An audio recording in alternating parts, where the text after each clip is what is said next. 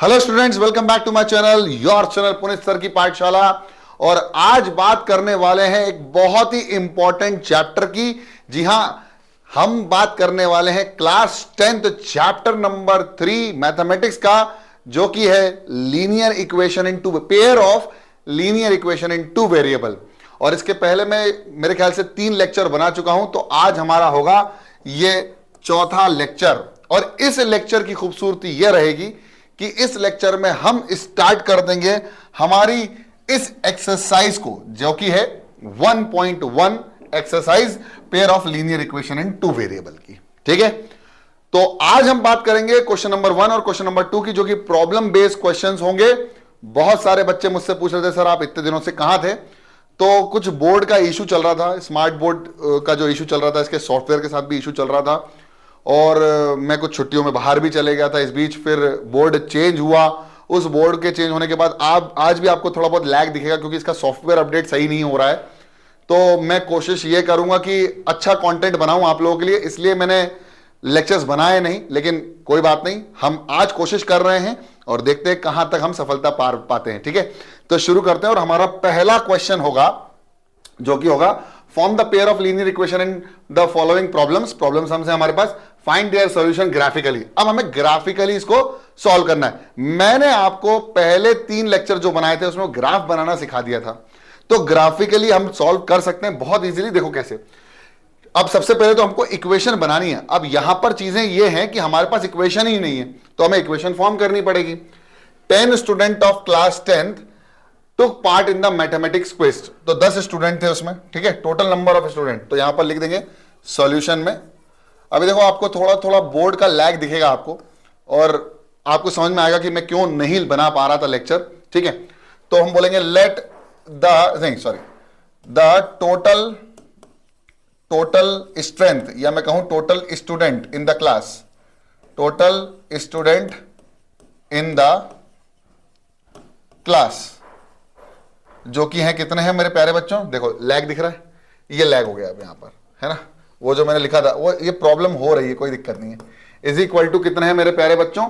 10 student हैं यहां पर, 10। ठीक है, if number of girls is 4 more than the number of boys, मतलब यहां पर स्टूडेंट्स में कौन कौन होंगे? या तो गर्ल्स होंगे या तो बॉयज होंगे। तो लिख लेते let the number of boys, let the number of boys in the class, boys in the class कितने हैं? Be X. ठीक है, एक्स स्ट्रेंथ सिर्फ बॉयज की है। And the number of girls in the class, girls Y हैं, girls be Y. ठीक है, बात इतनी समझ में आ गई, बहुत बढ़िया। अब इसके बाद वो बोल रहे हैं टोटल स्ट्रेंथ दी है, तो यह हो गया x plus Y is equal to 10, और this is your first equation. देखो लैग आ रहा है, हाँ। तो उससे बहुत बार बार क्या हो रहा था, सॉफ्टवेयर अपने आप क्रैश हो रहा था, और मेरा पूरा कंटेंट जो लिखा होता था ना, बहुत सारे वीडियोस में ऐसा हुआ कि पूरा कंटेंट लिखा हुआ पूरा खत्म हो जाता था। तो अभी इस पे वर्क चल रहा है। स्मार्ट बोर्ड चेंज भी हो चुका है, रिप्लेस कर दिया कंपनी ने, बहुत अच्छा मुझे थोड़ा सा सपोर्ट किया है उन्होंने। लेकिन अभी भी कुछ सॉफ्टवेयर में इशू है, कोई बात नहीं, इलेक्ट्रॉनिक चीज़ें हैं, हमें इन सब चीज़ों के ऊपर इतना दिमाग खराब करने की जरूरत नहीं। हाँ, लेकिन बच्चे पूछ रहे थे, सर इतने दिनों से कहाँ, क्या हुआ, आपकी तबीयत ठीक है कि नहीं? तो बस वही बताना चाह रहा था कि लेक्चर अच्छी क्वालिटी का बनेगा तभी मजा आता है बनाने में, है ना। चलिए आगे बढ़ते हैं।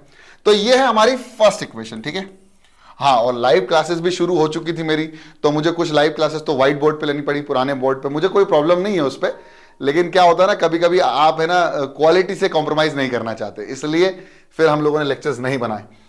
अब बोल रहा था नंबर ऑफ गर्ल्स इज 4, मतलब मोर है, मतलब लड़कियां ज्यादा हैं लड़के कम हैं। यानी हम कहें तो दोनों का डिफरेंस कितना है? 4 है। कितनी लड़कियां ज्यादा हैं? 4 लड़कियां ज्यादा हैं। इट मींस दोनों का डिफरेंस कितना है? 4। Therefore y minus X, according to the condition y minus X is equal to 4। मैंने ऐसा क्यों लिखा? लड़कियां ज्यादा लड़के कम। लड़के कितने थे? x। तो हमने कहा y और x को माइनस करेंगे तो कितना मिलेगा? 4। बहुत बढ़िया। Find the number of boys and the girls who took part in the quiz. अब टोटल हमको निकालना है, तो ये हमारी हो गई 2 इक्वेशंस। अब आप इसको एलिमिनेशन मेथड से बहुत इजीली सॉल्व कर सकते हो। मैंने शायद सब्स्टिट्यूशन और ग्राफिकल समझाया था आपको पिछले लेक्चर्स में, इसमें मैं आपको एलिमिनेशन भी समझा सकता हूं, लेकिन सबसे पहले मैं इस क्वेश्चन को सब्स्टिट्यूशन मेथड से सॉल्व करूंगा। देखो कैसे, ये आया x plus Y is equal to 10 और ये आ गया y minus of x is equal to 4। आप ऐसा कर सकते हो, हमने x बॉयज माने तो बॉयज कम होंगे ऑलरेडी। अब यहां पर क्या कर सकते हो आप, किसी एक इक्वेशन में से किसी एक की वैल्यू निकाल लो। तो हम क्या करते हैं, हम फर्स्ट इक्वेशन से निकालते हैं, देखो वैल्यूज, यहां से हम x y की वैल्यू निकालते हैं। तो y बराबर कितना हो जाएगा 10 माइनस एक्स, और इसको दूसरी इक्वेशन में पुट करते हैं जो कि क्या है, सेकेंड इक्वेशन क्या है मेरे प्यारे बच्चों, सेकेंड इक्वेशन है y माइनस एक्स बराबर 4। तो y की जगह ये पुट कर दो, तो 10 माइनस एक्स और माइनस एक्स ऑलरेडी था इज इक्वल टू किसके बराबर हो जाएगा 4 के, तो 10 उधर चले जाएगा, तो माइनस 2x बराबर 4 माइनस ऑफ 10, और 4 माइनस 10 कितना हो जाएगा, माइनस का 6, तो माइनस का 2x बराबर माइनस का 6, x बराबर माइनस 6 अपॉन माइनस 2, माइनस से माइनस कैंसिल, 2 1 2, 2 3 6, तो आंसर आएगा मेरे प्यारे बच्चों x बराबर 3। इसका मतलब हमारे पास नंबर ऑफ बॉयज कितने हो गए, therefore the number of boys are, therefore the number of boys are, therefore the number of boys are 3 boys हैं, तो टोटल गर्ल कितनी हो जाएंगी, अब दोनों का सम 10 था, तो इन दोनों में सब्ट्रैक्ट कर देंगे तो कितना हो जाएगा 7, है ना। सो देयरफॉर अब आप इसको निकाल भी सकते हो, आप यहां पर x की वैल्यू पुट कर दो, यहां पर तो देखो y कितना आ जाएगा, y बराबर 10 माइनस 3, तो y बराबर 7, therefore number of girls are 7। ठीक है, अब इसको आप ग्राफ पर भी प्लॉट कर सकते हो। मैंने सिखाया है आपको ग्राफिकल मेथड से कि अगर आपको ग्राफ बनाना है तो आपको एक एक्सिस बनाना पड़ेगी, एक्स एक्सिस जिसको हम क्या बोलते हैं एब्सिसा, और वाई एक्सिस बनाना पड़ेगी जिसको हम बोलते हैं ऑर्डिनेट। ये हमारा होता है ओरिजिन, ये हो गया 1, ये हो गया 2, ये हो गया 3, ये हो गया 4, ये हो गया 5, ये हो गया -1, ये हो गया -2, -3, -4, -5, 1 2 3 4 5। इसको मेजर करके बनाओगे तो प्रॉपर बनेगा। फिर हो गया -1 -2 -3 -4। ठीक है, अब यहां पर दोनों इक्वेशन लिख लीजिए आप, तो हो जाएगा x प्लस वाई बराबर 10 और -x प्लस वाई बराबर 4। आप ऐसा भी लिख सकते हैं। ठीक है, अब आप पहली इक्वेशन को ग्राफ पे प्लॉट कर दीजिए। अगर x की वैल्यू अगर 3 है, x की वैल्यू पहली इक्वेशन से निकाल रहा हूं, x की वैल्यू 3 या फिर x की वैल्यू 4 कर लो, तो x की वैल्यू 4, तो y की वैल्यू कितनी हो जाएगी 6। अगर x की वैल्यू 5 तो y की वैल्यू भी कितनी हो जाएगी 5, और अगर x की वैल्यू 3 कर लो तो y की वैल्यू कितनी हो जाएगी 7। तो यहां से हमें एक प्रॉपर x के और y के कोऑर्डिनेट्स मिल जाएंगे, और 3 मिनिमम पॉइंट्स लेना है ताकि स्ट्रेट लाइन प्रॉपर हमारी बन सके। तो x की वैल्यू 4 1 2 3 4 पर, y की वैल्यू 6 1 2 3 4 5, और एक काम करते हैं, ये हो गया 6 और ये हो गया 7 ऊपर है, तो एक काम करते हैं, ये हमारा 6 और ये हमारा 4, तो ये हमारा पॉइंट बनेगा कहीं। ठीक है, इसके बाद 5 5, तो इधर -5, तो ये हो गया 5, ये हो गया हमारे पास 5 5। ठीक है, फिर इसके बाद 3 7, तो 3 7 यहाँ कहीं आएगा हमारे पास पॉइंट। तो जब हम इसको ऐसे बनाएंगे तो एक स्ट्रेट लाइन बनेगी। ठीक है, फिर इसका भी एक ग्राफ बना लेते हैं, और इसका ग्राफ जब मिलेगा आपको, तो आप जब इसको इंटरसेक्ट करने आप देखेंगे तो आपको 2 पॉइंट जो इंटरसेक्ट कर रहे होंगे वो कहां पर इंटरसेक्ट कर रहे होंगे, जो x और y की वैल्यू आई है, मतलब y जो कि होगा 3 7 पर इंटरसेक्ट करेगा। मैंने ये समझा चुका हूं ग्राफिकल मेथड से प्रॉपर तरीके से। ठीक है, आप चाहेंगे तो मैं एक बार और अगली क्लास में, अगले लेक्चर में आप कमेंट कर देना, तो मैं अगले लेक्चर में भी आपको समझा दूंगा। चिंता करने की बात नहीं भैया, विशेष रूप से ये बता रहा हूं मैं आपको। चलिए अगला क्वेश्चन है 5 pencil and 7 pen together cost 50 rupees, मतलब 5 पेंसिल खरीदी और 7 पेन खरीदे। तो एक काम करते हैं, let the cost of 1 pencil, let the cost of 1 pencil and 1 pen be ₹X, ₹X and ₹Y respectively लिख लो, तो समझ में आ जाएगा कि पहले जो लिखा है उसके लिए पहली वैल्यू है रिस्पेक्टिवली। ठीक है, बढ़िया। अब आपसे बोला जा रहा है 5 पेंसिल, तो 5x प्लस 7y कितना दे रखा है? 50, ठीक। और 7 pencil and 5 pen, 7 pencil and 5 pen cost ₹46। भाई एक की कॉस्ट अगर x है तो 5 की कॉस्ट कितनी हो जाएगी? 5x। एक की कॉस्ट अगर y है तो 7 की कॉस्ट कितनी हो जाएगी? 7y। इन दोनों को मल्टीप्लाई करेंगे तो इन दोनों को ऐड करेंगे तो कितना आएगा? 50 रुपए। समझ में आया? अब इसको सॉल्व करना है तो आप इसको सब्स्टिट्यूशन मेथड से भी और ग्राफिकल मेथड से भी सॉल्व कर सकते हैं, लेकिन मेरे पास एक और नया मेथड है आज, एलिमिनेशन मेथड। पता नहीं मैंने करवाया है कि नहीं करवाया, मैं एक बार चेक कर लेता हूं कि मैंने करवाया है कि नहीं करवाया। मैंने एलिमिनेशन मेथड आपको मैंने वीडियोस में बनाया भी था, 3 लेक्चर्स बना चुका हूं। पुनीत सर की पाठशाला प्लेलिस्ट मैंने बनाए हैं, इंट्रोडक्शन, ग्राफिकल मेथड और सब्स्टिट्यूशन मेथड, तो मैंने नहीं बनाया। तो मैं आज तुमको एलिमिनेशन मेथड सिखा देता हूं। तो हेडिंग लगा लो अपनी अपनी कॉपी में, एलिमिनेशन मेथड, एलिमिनेशन मेथड। अब ये क्या होता है एलिमिनेशन मेथड, और इसको पूरा क्या बोलते हैं? इसको बोलते हैं elimination method by equating the coefficient. क्या बोलते हैं? Elimination method by equating the coefficient. For example मेरे पास पहली इक्वेशन थी x plus Y is equal to 10 और minus X plus Y is equal to 4। बोलो ये दिख रही थी? हां सर। अब करना क्या होता है इसमें? इसमें हमको x और y के कोफिशिएंट्स को सेम करना होता है। क्या करना होता है? x और y के कोफिशिएंट्स को सेम करना होता है किसी एक के।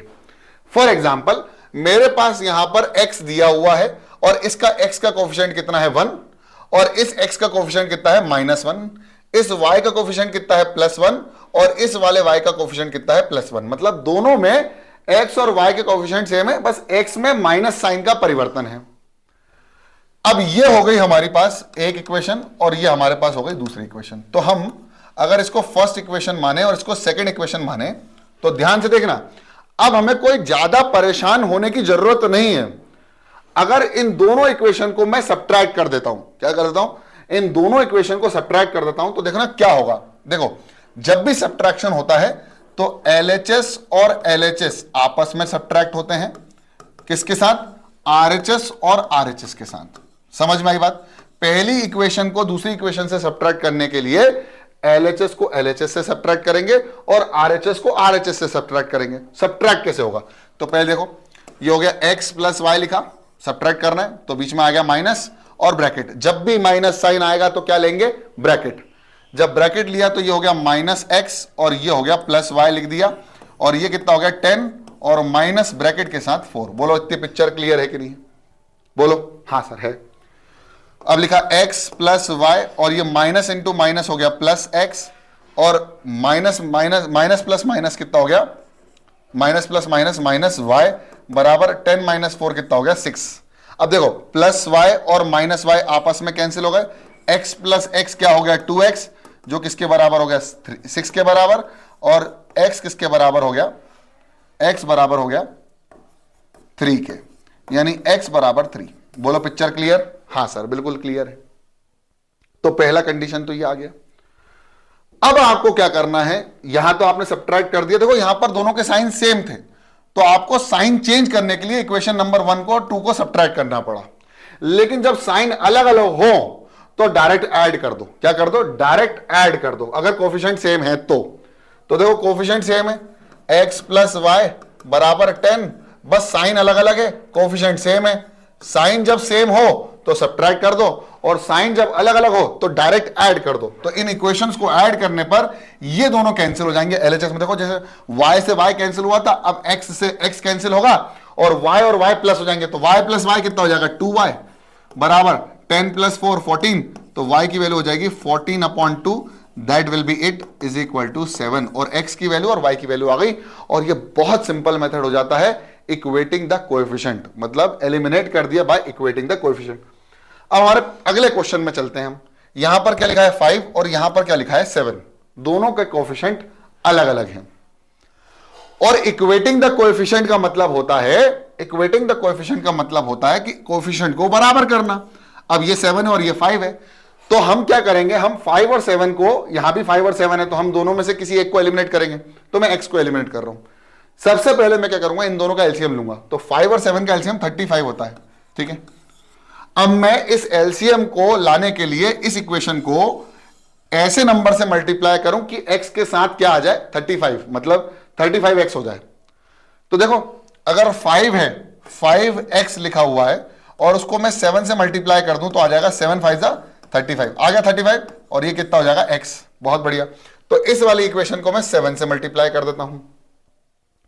अब इस वाली इक्वेशन को, इन दोनों का एलसीएम कितना आएगा, 35, ऐसे नंबर से मल्टीप्लाई करो 35 आ, तो भैया 5 से मल्टीप्लाई कर दो। अल्टीमेटली इसको इससे मल्टीप्लाई और इसको इससे मल्टीप्लाई, ये करते हैं अगर ज्यादा इजीली लेवल पे समझना हो।